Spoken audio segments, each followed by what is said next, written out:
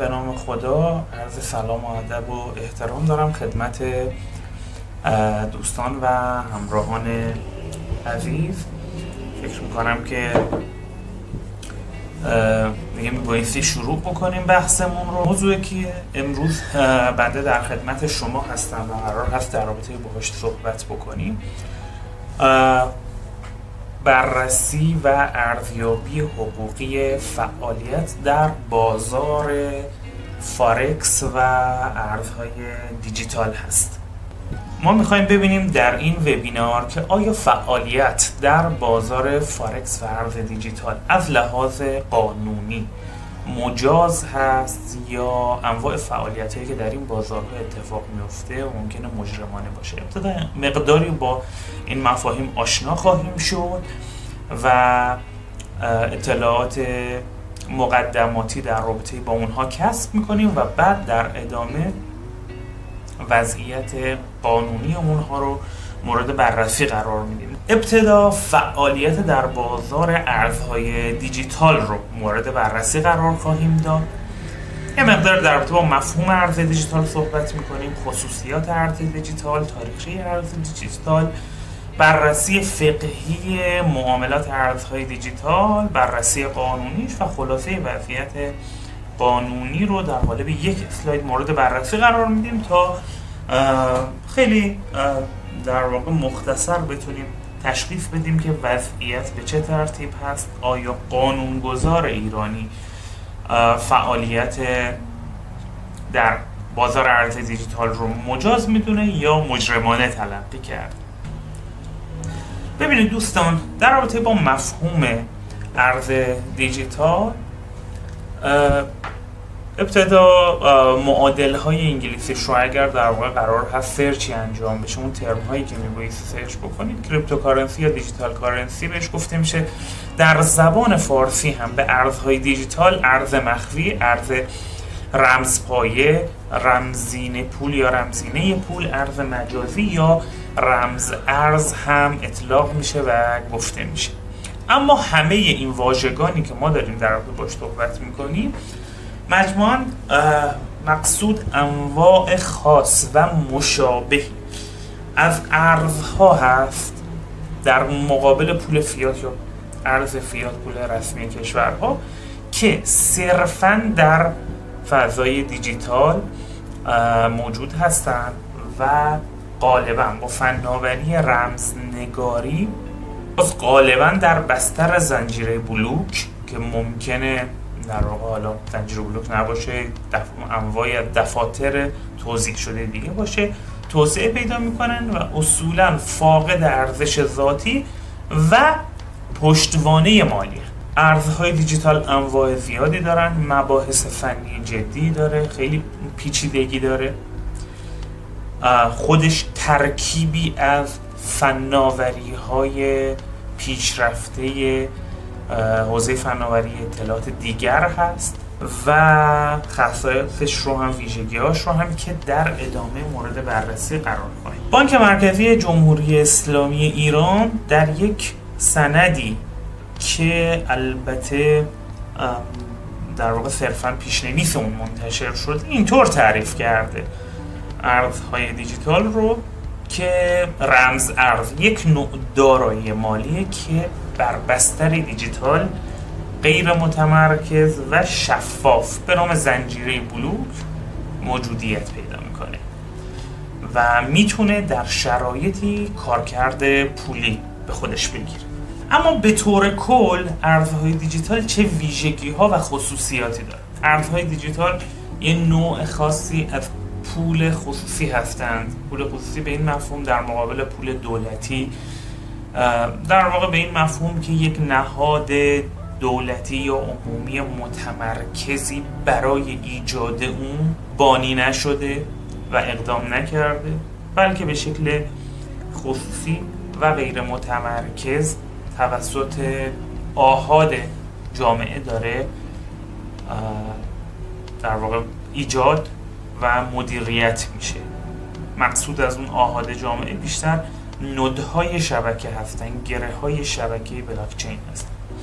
اصولاً فاقد ارزش ذاتی هستن و در بازار فقط ارزش پیدا میکنه. یعنی اینطور نیست که بگیم یک پشتوانه خاصی برای اینها وجود داره و اصولاً به یک روش غیر متمرکز تولید و مدیریت میشه. هرچند ممکنه به جای این روش متمرکز ما روش متمرکز رو هم داشته باشیم در بلاکچین هایی که در واقع به روش های کنسرسیومی مدیریت می شوند یا بلاکچین های خصوصی. چنین چیزی ممکنه که ارزی رو هم بر مبنای اون ما در واقع توسعه بدیم و ارزی دیجیتالی رو بر اون مبنا تولید و مدیریت بکنیم. صرفاً در فضای دیجیتال وجود خارجی دارند، حال از هر نوعی که میخوام باشن، بر بستر متمرکز یا غیر متمرکز، ملی یا فراملی، دارای یا پشتوانه یا بدون پشتوانه، اما غالباً بر بستر زنجیره بلوک توسعه پیدا کردن. یعنی اینکه یک بستر غیر متمرکزی که بهش فناوری زنجیره بلوک گفته میشه و افراد متعددی در شبکه به عنوان نودهای شبکه دارن فعالیت میکنن و عرضم به خدمتتون که اون اقدامات لازم برای مدیریت ارز دیجیتال رو در واقع انجام میدن. پس بر بستر زنجیره بلوک هم اصولا اینها توسعه پیدا کردن، هرچند ممکنه بر بسترهای دیگه هم راه اندازی بشن و معمولا به شکل بین المللی و فراملی دارن فعالیت میکنن. خیلی کم داریم که ارز دیجیتالی به شکل ملی و در چارچوب جغرافیایی یک کشور صرفا فعالیت خودش رو انجام بده. اما یکم بخوایم در رابطه با تاریخچه ارزهای دیجیتال اگر صحبت بکنیم، ببینید اولین بار میشه گفت وقتی به تاریخچش نگاه میکنیم در دهه 1980 فردی به نام دیوید چام در رابطه با پروتکل‌های پرداخت الکترونیک با توجه به خلأهایی که در اون بازار پیدا کرده بود، نیازهایی که میدید، مثل اینکه نبایستی یک پول رو بشه 2 بار خرج کرد یا هر کسی بخواد تولیدش بکنه، اومد و پروتکل‌هایی برای پرداخت الکترونیک بر مبنای یک مدل خاص رو پیشنهاد داد. پس پول الکترونیک و پرداخت الکترونیک به عنوان تاریخچه ارز دیجیتال رو میتونیم سابقش رو به دهه 1980 میلادی برگردیم و در رابطه با به طور مشخص ارزهای دیجیتال، ارزهای رمزنگاری شده دیجیتال به مفهومی که الان میشناسیم، میتونیم بگیم که اولین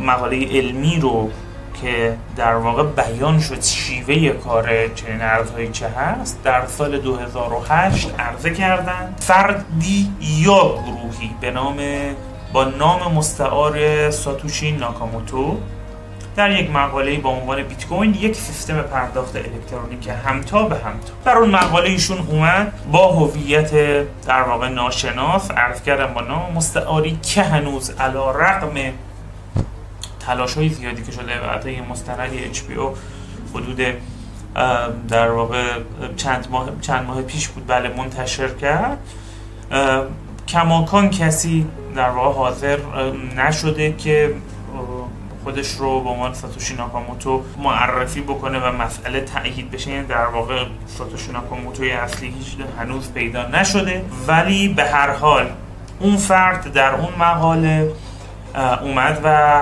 این فناوری جدید رو، مباحث تئوریکش و شیوه پیاده سازیش رو بیان کرد، هم زنجیره بلوک و هم بیت کوین رو. و 1 سال بعد شبکه بیت کوین معرفی شد و در واقع ارز دیجیتال بیت کوین معرفی شد و پا به عرصه وجود گذاشت و ارزش بسیار اندکی داشت که مثال معروفی هست که با چند عددش یک دونه پیتزا تونست بگیره. اولین معامله این بود، اما الان ارزش هر یک دونش بالغ بر 73,000 حالا به هر حال $1,000 و بسیار ارزشمند شده و مشابه اون انواع مشابهش تولید شد. الان قریب به 10,000 ما ارز دیجیتال فعال در بازار داریم، قریب به 14,000 طبق آخرین آمار که من مشاهده می‌کردم کلا ارز دیجیتال تا به حال معرفی شده اما قریب به 10,000 ارز دیجیتال فعال همین الان در بازار وجود داره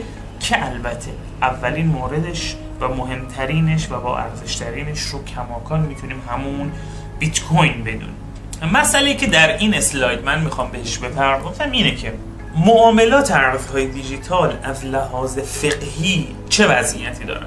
برای ما چرا مهمه؟ از یک سمت بسیاری از افراد هستند در جامعه ما، در کشور ما، که تقیدات جدیدتری به مسائل مذهبی دارن و ممکنه در واقع بگن ولو اینکه قانونی باشه یا نباشه من تصمیم گیریم برای فعالیت در این بازار رو منوط میکنم به قضاوت شرعی فقها و عالمان دینی و به همین دلیل برای ما اهمیت داره که مبنای فقهی این موضوع رو بدونیم. از سمت دیگه مبنای قانونگذاری ما در خیلی از جاها مبانی فقهیه و اگر ما در واقع بدانیم که قضاوت فقه فرضاً اینه که این معاملات صحیح نیست، ارزهای دیجیتال رو مال نمیدونه، در تعریف مال نمیشناسه یا معاملاتش رو به دلایل مختلف و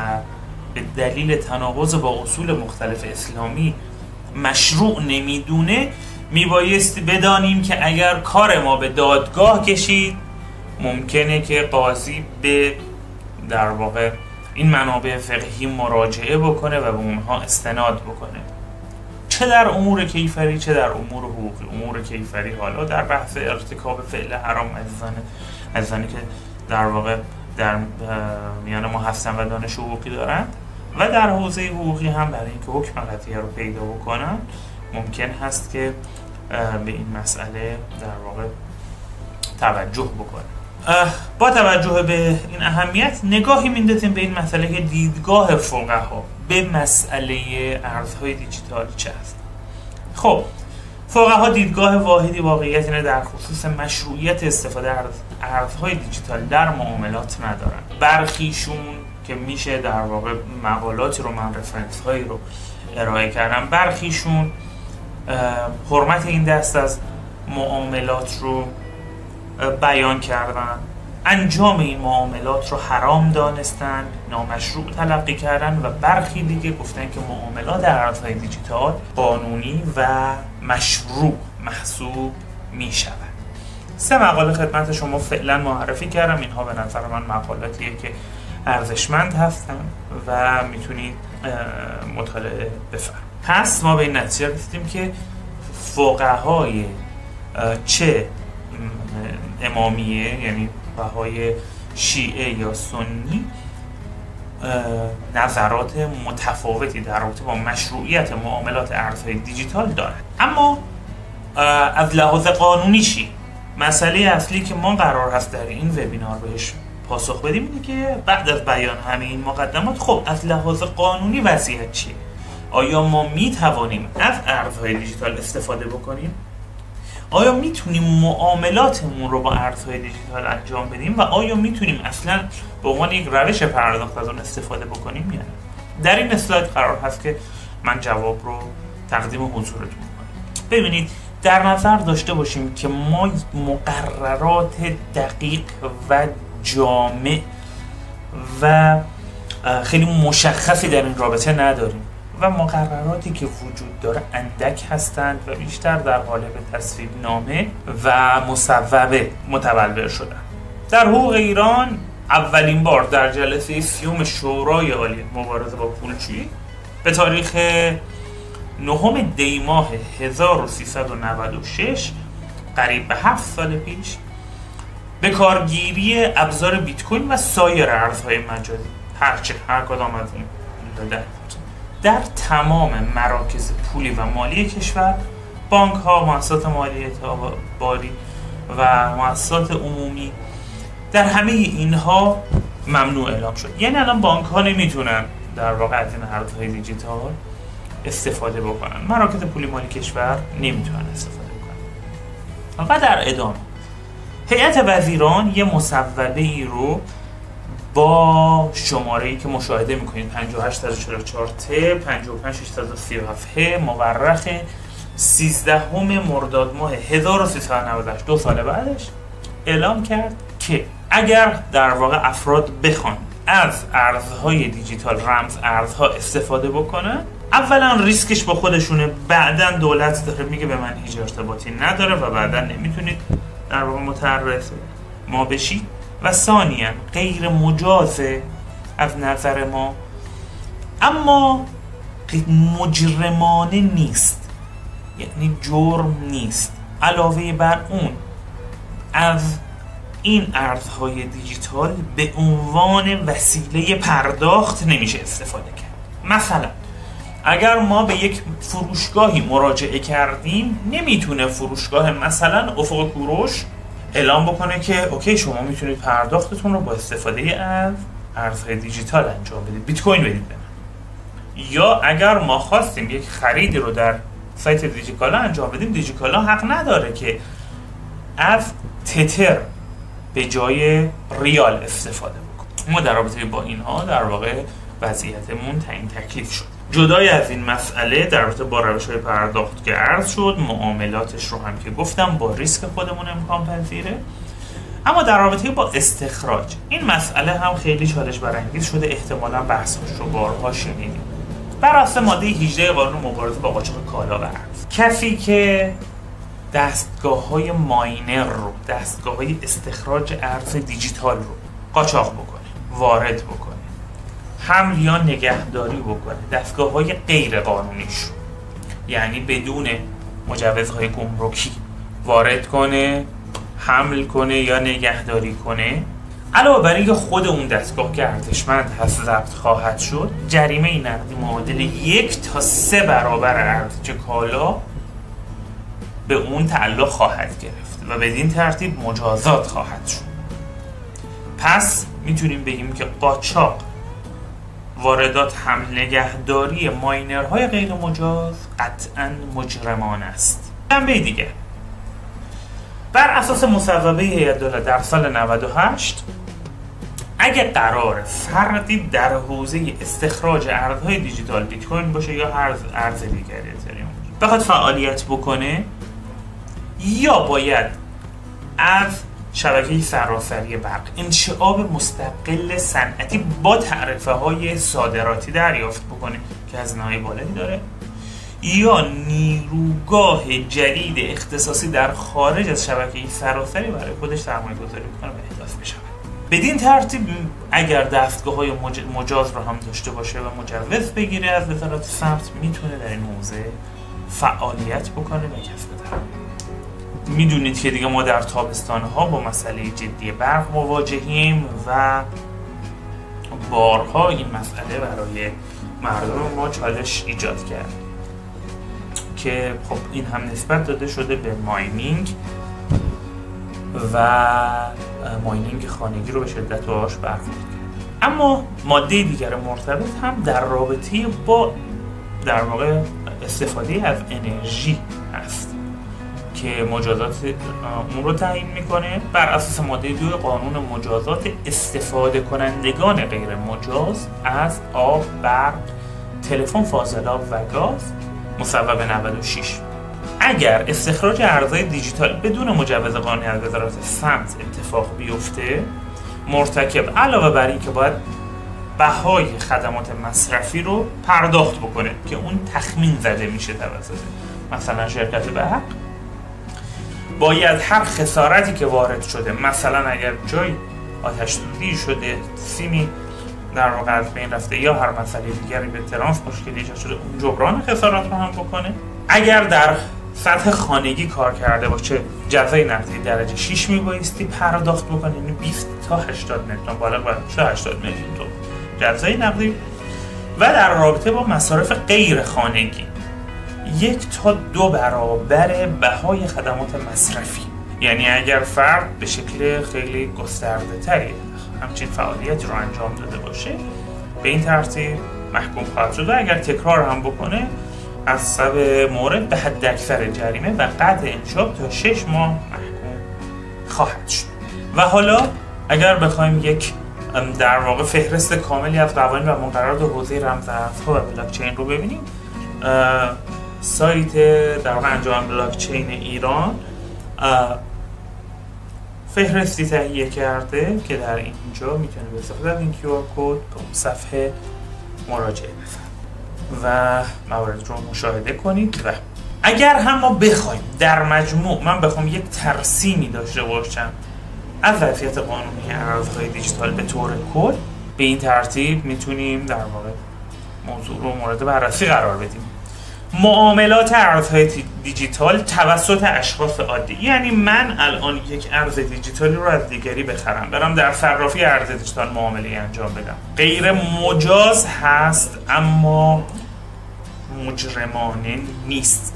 ماده 2 قانون مجازات، اصل قانونی بودن جرم مجازات میگه که هر رفتاری رو که ما میخوایم بگیم جرمه میبایستی به موجب قوانین و مقررات قبلا جرم انگاری شده باشه، بگن این رفتار جرمه نبایستی انجام بدیم و حالا که این رفتار جرمه و نبایستی انجام بدیم مجازاتش هم اینه و ما نمیتونیم در واقع با قوانین بعدی یک رفتار سابق رو مجازات بکنیم.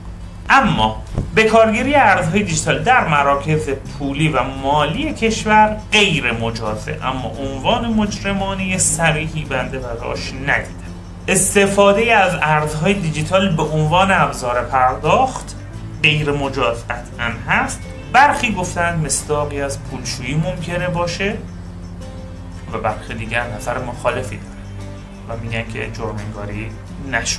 استخراج خانگی ارز دیجیتال، یعنی من در خانه خودم دستگاه ماینری بگذارم و ارز دیجیتال استخراج کنم، قطعاً مجرمانه است به شرطی که گفتیم مجازات خواهد شد مرتکب.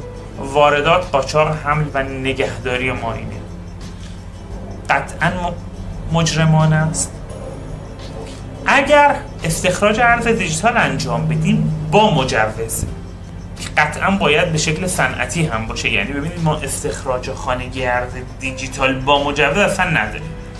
استخراج ارز دیجیتال صرفا میتونه صنعتی باشه و با مجوز از وزارت صنعت، در اون صورت مجازه.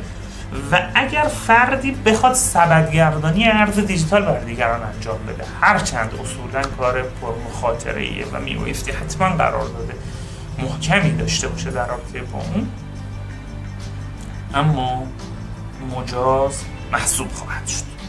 دوستان عزیز ممنونم که مشارکت کردید. من الان کامنت های شما رو اینجا مشاهده میکنم. سلام و درود، وبینار رکورد میشه. بله گفتم که ویدیو و پاورپوینت در کانال تلگرامی گذاشته خواهد شد. گفتید آیا فعالیت در فکر کلا داخل ایران قانونی نیست که صحبت میکنم. الان از اینجا بحث بعد استاد میخواید ما گردن بگیریم، چیو گردن بگیرید نفهمیدن. و بعضی از کافه های تهران ارز دیجیتال رو به عنوان روش پرداخت قبول میکنن، اوکی، ولی خب در واقع غیر مجازه.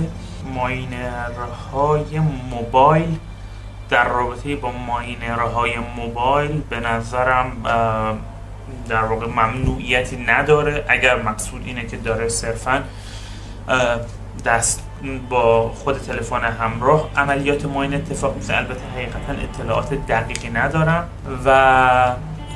ولی فکر میکنم که مانعی نداشته باشه، چون نه از برق داره مازاد استفاده میکنه و ممنوعیت قانونی هم نداریم. اصالت و نباهه و اصل قانونی بودن جرم مجازات به نظرم مسئله‌ای نداره. بازار فارکس بهتر از ارز دیجیتال نیست. خب بعد بریم الان جلو صحبت بکنیم در رابطه باهاش. و در رابطه با CFD بود، الان نمیبینمش. گفتید شما که درباره قراردادهای CFD که در معاملات ورچوال فیوچرز به صورت اهرامی انجام میشم تو این لحاظ فقهی مشکلی دارید. ببینید این معاملات مثلا مارجین و فیوچرز و اینجور چیزا، این بحث ها از لحاظ فقهی روش حرفه. ببینید بحث نه اینور توی فارکس هم بحث قراری بودن خیلی مطرح میشه، اینکه ضرر زیادی ممکنه بدنه و در واقع ممکنه خسارات سنگینی وارد بکنه، یا بحث قمارگونه بودنش یه مقدار روی این صحبت کردند. ولی پیشنهاد میکنم که اون مقالاتی که گذاشته بودم در رابطه با وضعیت فقهی رو بخونید، براش پاسخ داده شده. یعنی همین شکلی هم نمیشه گفتش که مثلا اینها بمارگونه است که اگر ما بخوایم چون تلقی داشته باشیم باید بیمه رو هم بگیم. شما مگر در بیمه در واقع شرکت بیمه‌گر مگر نوعی از ریسک زیادی وجود نداره؟ من دارم به شکل سالیانه پول حق بیمه رو میدم، در حالی که چه اتفاقی میفته ممکنه در طی 5 سال هم من حق بیمه‌ای که دارم میدم در نتیجهش خسارتی دریافت نکنم.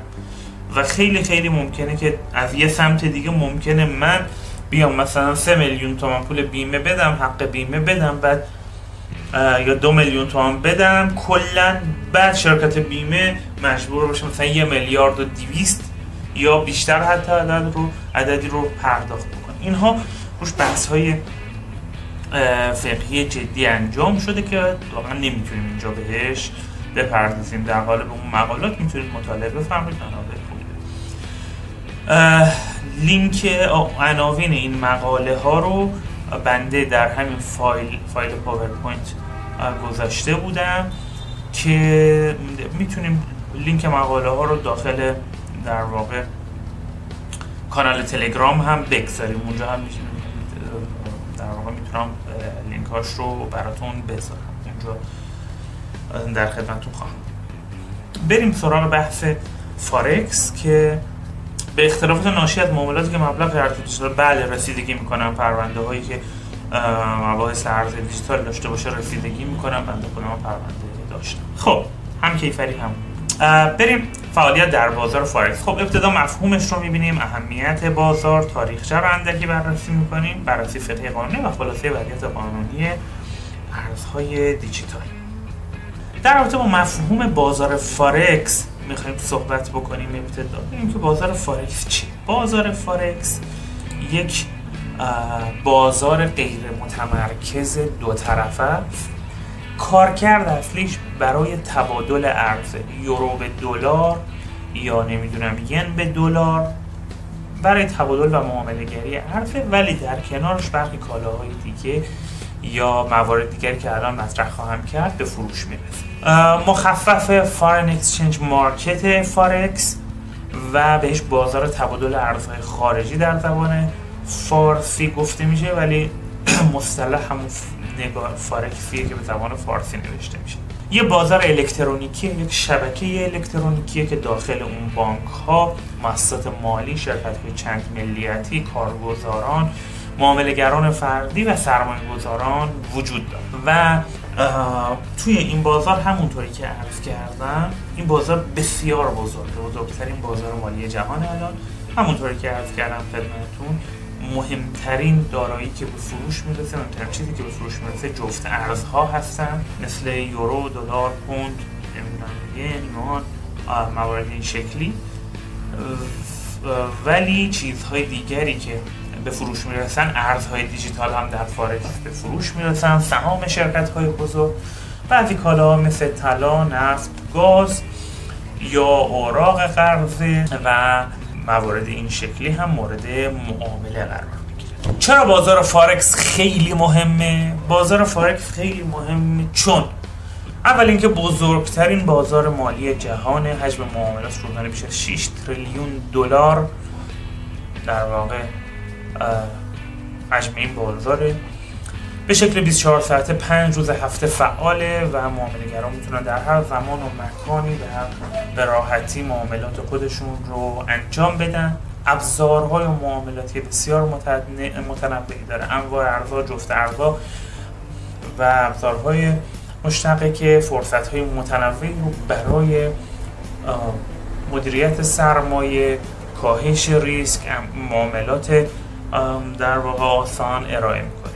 نقدینگی بالاست و معامله‌گران میتونن به راحتی بدون تأخیر خرید و فروشش خودشون رو انجام بدن. افراد زیادی دارن در این بازار به فعالیت میپردازن. فرصت‌های بالای سودآوری داره چون نوسانات قیمت ارزها گاهی در واقع در شرایط اقتصادی متغیر زیاده.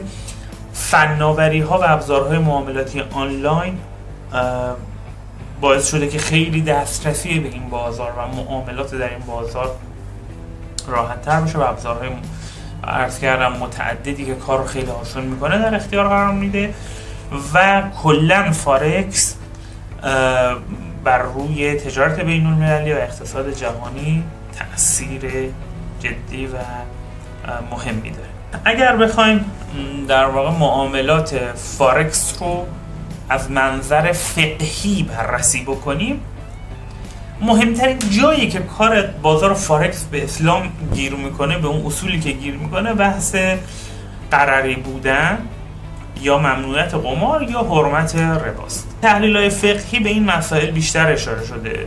رو بحث حرمت ربا در واقع در تحلیل‌های فقهی تأکید داشتن و گفته میشه که گاهی این معاملات قراریه، یعنی ممکنه که توش ابهام وجود داره، ممکنه خسارات و ضررهای جدی وجود داشته باشه که قابل پیش بینی نیست. بالاخص عرض کردم به شما در استفاده از ابزارهای معاملاتی مثلا فیوچر و مارجین و معاملات مارجین و اینجور چیزا این بحث قراری بودن مطرح میشه و با توجه به ممنوعیت و جرم بودن قمار و حرمت قمار میگن که گاهی این معاملات بر مبنای حدس و گمان تحلیل خاص پوزیشن و جنبه قمارگونه به خودش میگیره. هرچند خب ما میدونیم که روش‌های مختلف تحلیلی وجود داره. تحلیل فاندامنتال هست، تحلیل تکنیکال هست، اگر اشتباه نگم سنتیمنتال هست و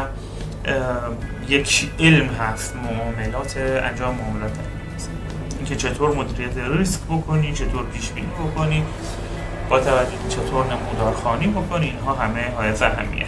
اما در رابطه با نظرات فقهی بعضی از علما این معاملات رو با رعایت شرایط خاصی مثل استفاده از حسابهای بدون بهره مجاز میدونن، ولی برخی دیگه میگن که شبیه به قماره، عناصر مثل قمار درش وجود داره و قطعیتی نیست و اونها رو حرام یا غیر مجاز تلقی میکنن. پس اگر ما بخوایم به دنبال یک پاسخ واحد از فقها در رابطه با معاملات فقهی بگردیم، مایوس خواهیم شد. فقهای مختلف نظرشون در رابطه با معاملات مختلف متفاوت و معاملات مختلف رو به شکل‌های مختلفی بهشون نظر دارن. در رابطه با اینکه چرا هم اهمیت داره برای ما بررسی فقهی موضوع، دیگه تکرار مکررات نمی‌کنم و در رابطه باهاش صحبت کردم. اما بررسی قانونی، خیلی ها فکر میکنن معاملات فارکس قانونیه و مشکلی نداره و افرادی که انجام معاملات فارکس مبادرت میکنن، در این حوزه فعالیت میکنن، واقعا خیلی زیاد هستن. اما واقعیت اینه که معاملات فارکس ممنوع و جرمه و تقریبا برخلاف آنچه که در حوزه بازارهای در واقع ارز دیجیتال، معاملات ارز دیجیتال به موجب مواد متعددی از قانون بازار اوراق بهادار مصوب 84 هر گونه فعالیت در هر بازار مالی مستلزم اخذ مجوز از سازمان بورس اوراق بهادار و بر مبنای بخشنامه 110/176 مصوب 93 بازار بورس اوراق بهادار تا این تکلیف شده که هر گونه فعالیت در فارکس از نظر من سازمان بورس اوراق بهادار ممنوعه. هر نوع فعالیت. در اسلاید بعدی تصویری از این بخشنامه رو تقدیم حضورتون خواهم کرد. و در مقام حالا که دونستیم که پس غیر مجازه، ماده 49 قانون بازار اوراق بهادار مصوب 84 میگه که اشخاصی که به هر گونه فعالیت تحت هر عنوان، اما کارگزاری، معامله‌گری، بازارگردانی، در واقع حالا در جای دیگه فعالیت‌های دیگر رو هم مطرح میکنه، مبادرت بکنن بدون مجوز یا خودشون رو تحت هر کدوم از این عناوین معرفی بکنن، حبس تعزیری از 1 ماه تا 6 ماه در انتظارشون خواهد بود و جزای نقدی معادل 1 تا 3 برابر سود به دست آمده یا زیان متحملی نشده یا هر دو مجازات. میبینیم که در واقع بلخص جزای نقدی سنگینی هست و جالبه که خود سازمان بورس اوراق بهادار هم باید موضوع رو پیگیری و متخلفین یا مجرمین رو مورد پیگرد قرار. این تصویری از بخشنامه سازمان بورس و اوراق بهاداره که مشاهده می‌فرمایید. احتراما به استحضار می‌رساند با عنایت به بروز برخی مشکلات و دعاوی حقوقی و همچنین عدم وجاهت قانونی معاملات فارکس هر گونه فعالیت در این خصوص، اما از برگزاری دوره‌های آموزشی یا توصیه به معامله توسط کارگزاران، نمایندگان کارگزاران یا پرسنل آنان در کلیه دفاتر شعب و نمایندگی‌های تحت نظارت آنان ممنوع است. بدیهی است در صورت احراز مبادرت مستقیم یا غیر مستقیم شرکت‌های کارگزاری به امور فوق ذکر برابر مقررات رفتار خواهد شد. از حیث عملی یک نمونه دادنامه رو اینجا براتون گذاشتم، یک QR کد که اسکن کنید میتونید این دادنامه رو مشاهده بکنید. میبینید که در قسمت پیام رأی که سامانه آرای پژوهشگاه قوه قضاییه در واقع این رو نوشته، فعالیت یا معرفی هر شخصی تحت عناوینی از قبیل کارگزار معامله‌گر، بازارگردان یا بازارساز به منظور سرمایه گذاری در بازار اوراق بهادار یا ارز خارجی فارکس، بورس‌های خارجی هم از اوراق بهادار، بورس کالا، فرابورس بین‌المللی و طور کل بازارهای مالی جهانی در ایران بدون اخذ مجوز که میگه منم غیر مجاز و مجوز نمیدن، از سازمان بورس و اوراق بهادار دارای وصف کیفری. توی این پرونده وکلا گفته بودن که در واقع این رفتار مجرمانه نیست، مجازاتی براش تعیین نشده، اما در قسمتی از رأی که خدمتتون گذاشتم مشاهده میکنید که میگه به همین معنی فعالیت، این رو دادگاه تجدید نظر گفته، فعالیت یا معرفی هر شخصی تحت عناوین از قبیل کارگزار، معامله‌گر، بازارگردان، بازارساز منظور سرمایه گذاری در بازار اوراق بهاداری ارز خارجی فارکس، بورس های خارجی امنت فلان فلان فلان فلان بدون اخذ مجوز از سازمان بورس و اوراق بهادار مشمول ضمانت اجرای کیفری موضوع بند 1 از ماده 49 قانون اخیر و ذکر است و سازمان بورس و اوراق بهادار نیز به موجب ماده 52 قانون با اطلاع از وقوع جرائم مذکور مکلف به تهیه مدارک و مستندات مربوطه و اعلام جرم به مراجع ذی صلاح قضایی و پیگیری پرونده تا مرحله اجرای حکم می باشد. پس اگر سازمان هم متوجه بشه میبایستی موضوع رو مورد پیگرد قرار. مجازات مندرج در بندی که ماده 49 رو هم که خدمتتون عرض کردم.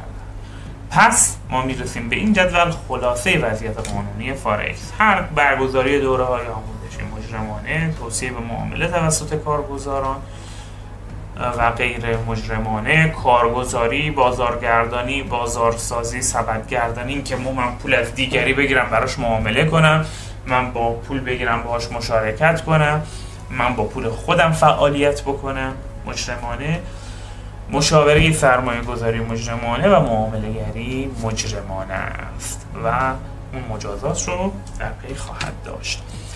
دوستان این راه‌های ارتباطی منه، اگر تمایل داشتید در واقع از این طرق میتونم در خدمتتون باشم. الان من قسمت چت ها رو میبینم، اگر سوالی دارید بفرمایید، خوشحال میشم که بتونم رفع ابهام بکنم و در مجموع امیدوارم که زمانی که از شما گرفتم رو تونسته باشم در ازاش اندکی اطلاعات مفید تقدیم حضورتون بکنم. خب بله، این سوالی که شما فرمودید، این همه مؤسسه آموزشی و تریدر و سبدگردان فارکسی بله غیرقانونی دارن فعالیت میکنن. من خودم هم پرونده دارم و در واقع دارم پیگیری میکنم موردی رو و افراد دیگری هم هستن. خب خیلیشون مگر ماهواره جرم نیست دارن فعالیت میکنن، بستگی داره که کجا چه کسی در واقع به کارش به کی گیر بکنه.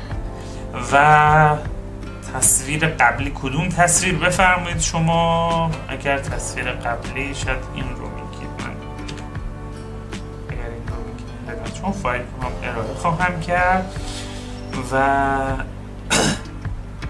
لینک رو متوجه نمیشم کدوم لینک ها رو در بخش کامنت ها بگذارید، متوجه نشدم و وبینار هم که رکورد میشود. در ایران برای چه بازار مالی مجوز میدهند و مجاز است. حقیقتا نمیدانم این مسئله رو و اطلاعی ندارم که کدام بازارهای مالی منهای بازار بورس و فرابورس داخلی. این که میفرمایید بازارهای دیگه چه نمیدونم، خارج از حوزه در واقع خارج از علم منه و یه سرچ بایستی.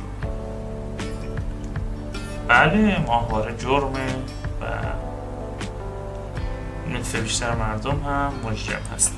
بله تازه چیزهای دیگه هم جرم بوده که خب اوکی. فکر میکنم که دوستان در واقع سوال دیگری براشون وجود نداره و